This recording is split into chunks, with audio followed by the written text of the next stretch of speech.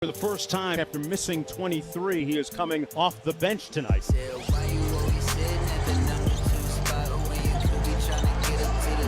To put his hand up like, hey, I'm 6'10 and I'm a sweet shooter. Find me. It's money. He looks like Kevin Durant. I can show you who's boss, show you how to take off. Yeah, sit back, little homie, just to watch. Kevin Durant's return to the court successful on all fronts. Kevin Durant, welcome back. What's going on, everybody? Welcome into First Take. It's Thursday, and we have a little special something for you today. It's a First Take, Her Take over.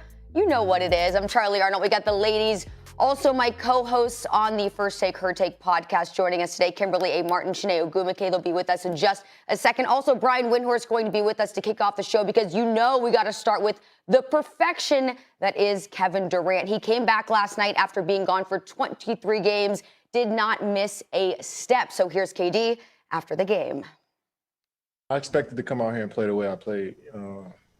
I wasn't trying to ease into the game. I just wanted to go out there and dive right into the action. I mean, the game was already fast-paced already, so from watching it from the bench, I knew exactly how I needed to approach it. So, but it was pretty cool coming off the bench, I can't lie. But it was also good to play in front of the fans as well. All righty, he is ready to go. He looked amazing last night. Shanae and Brian here with us right now. Shanae, I want to start with you. You think a healthy Nets team is a lock to win the title this year? Okay, Charlie. Yeah, shout out to First Take, Her Take over. Let's go. And hey, yeah. Brian.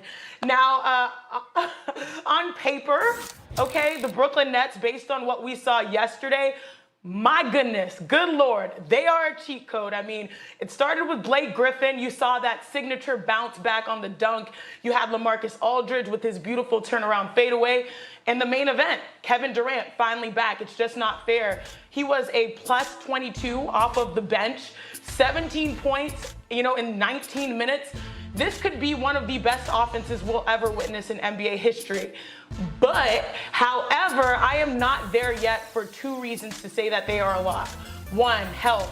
The big three have only played 7 games together still, and they only have 20 games left, I believe, to get it right. And it's such a small sample size to get prepared for really a title run. And two, let's talk about defense, because right now the Nets are 25th.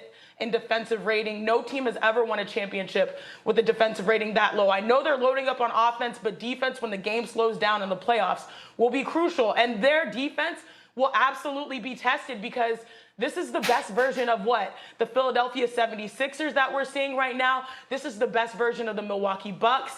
After they locked down Giannis, Chris Middleton, and now Drew Holiday, the Lakers are the defending champs, and there are a number of young teams making statements like the Jazz and the Suns.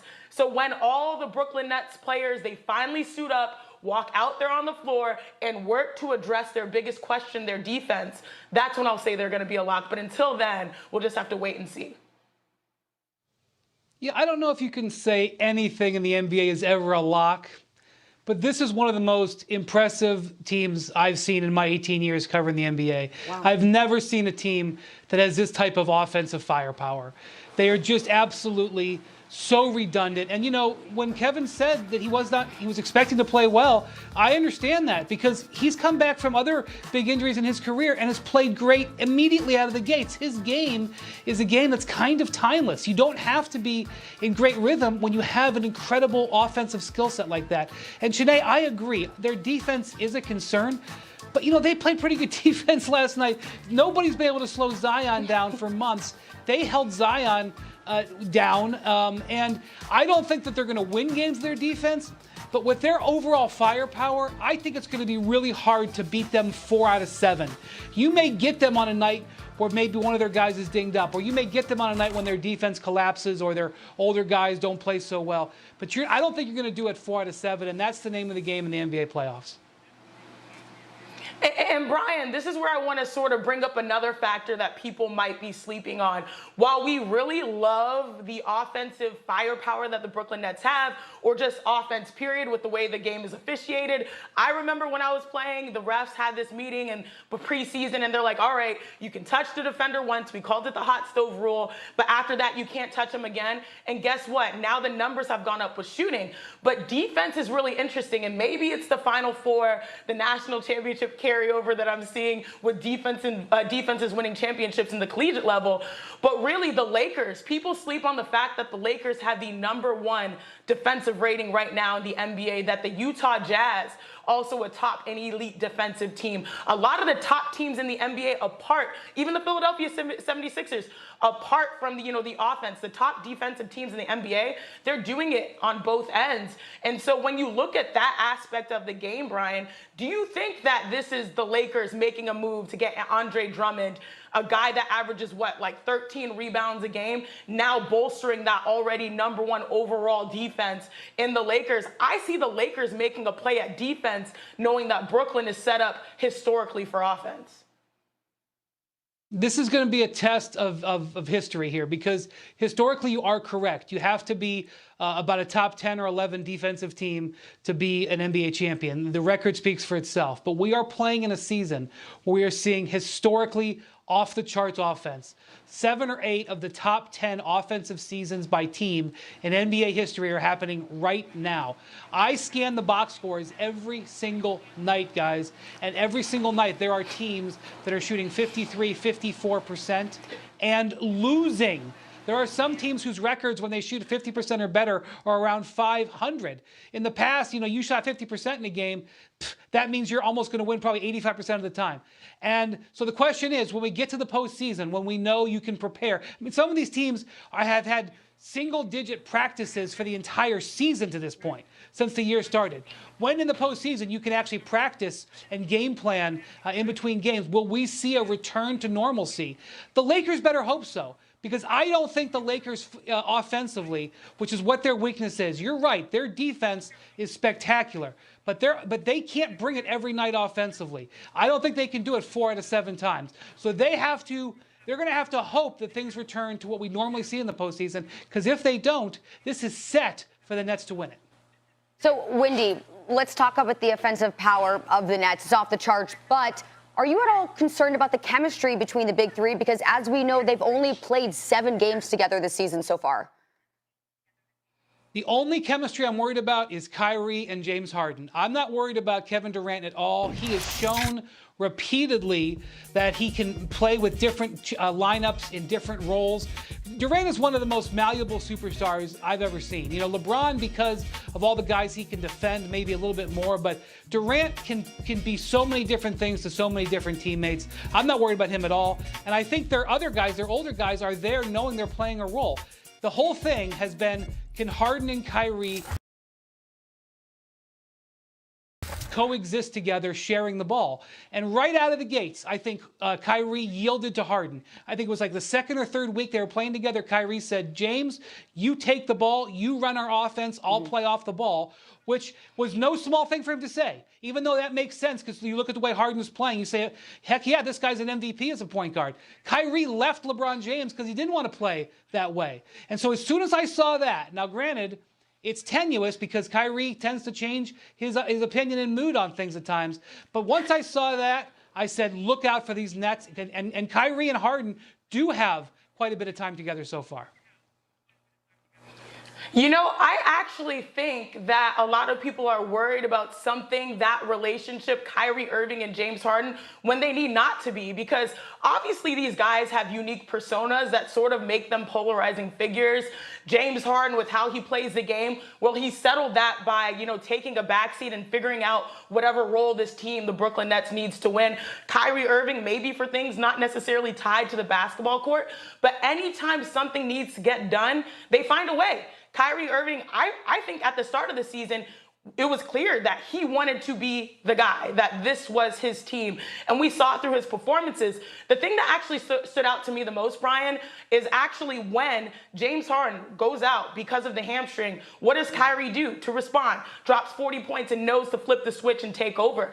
These guys have each other's backs in a way that we don't really acknowledge all the time in the media. And I think that's what makes them special. Sort of the chip on the shoulder mentality that each and every one of them carry. So I'm not necessarily worried about, the personalities meshing.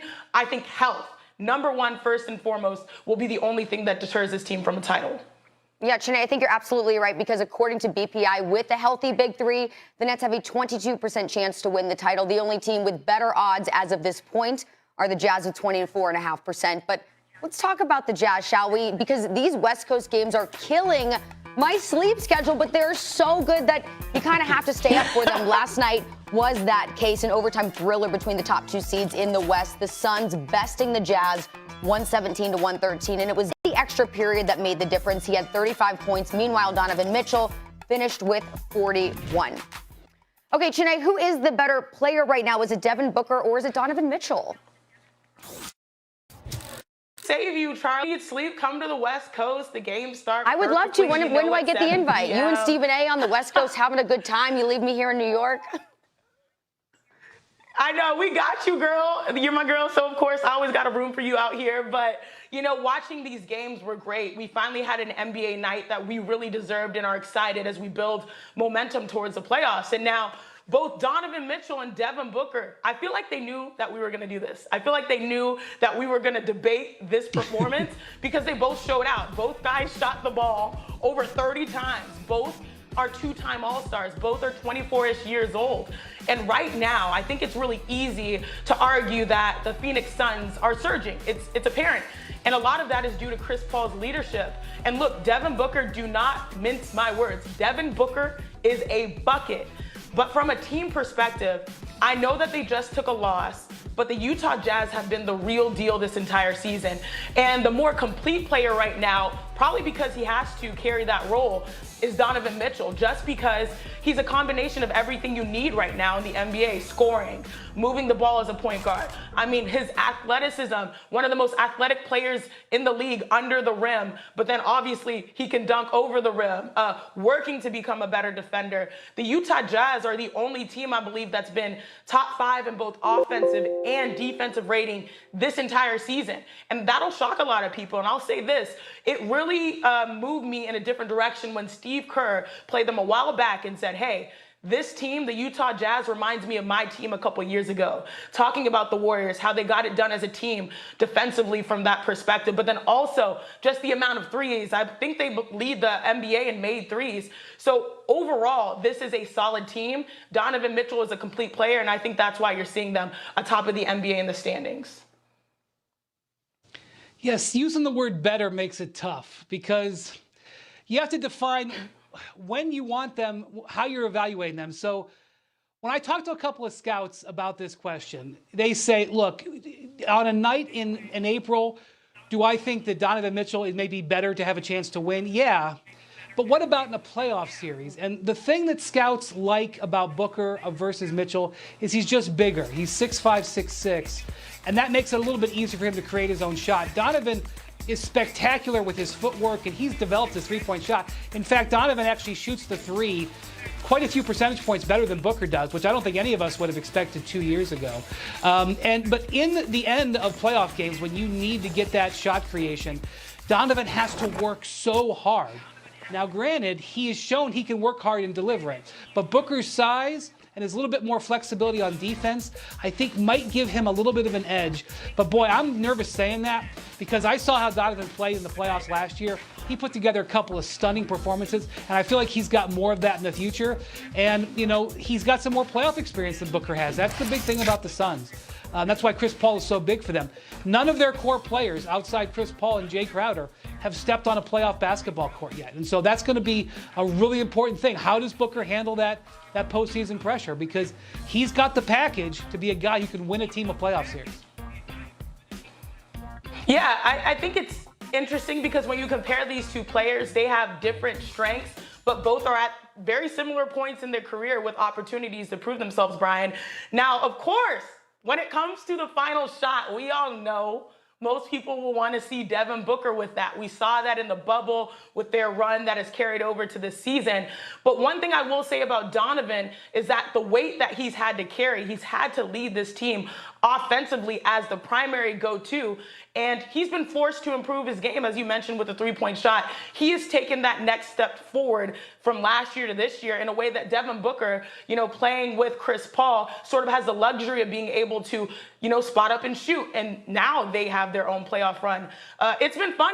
I think it's tough to compare both. They have very different strengths. But overall, both guys are doing exactly what they need to do for their teams to be successful. Well, last night, Devin Booker did a lot, and he did it with the help of Chris Paul. The two combined for 64 points. That's the highest total that they've combined for as teammates this season. So who knows? Maybe we're getting a little preview of what we can expect in the Western Conference Finals. Who thought we'd be saying that, right? All right, Wendy, thank you so much for your time. We always appreciate you. Thank you. All right, we got a lot more to come right here on First Take. Jalen Hurts, he is a young buck, but he has earned the respect of his elders. Eagles Super Bowl champ Lane Johnson joining First Take to talk about his quarterback this upcoming season. Plus, we now have more info on the crash that left Tiger unable to compete in the Masters. Michael Collins joining the show to talk about the legend's absence. Coming up next.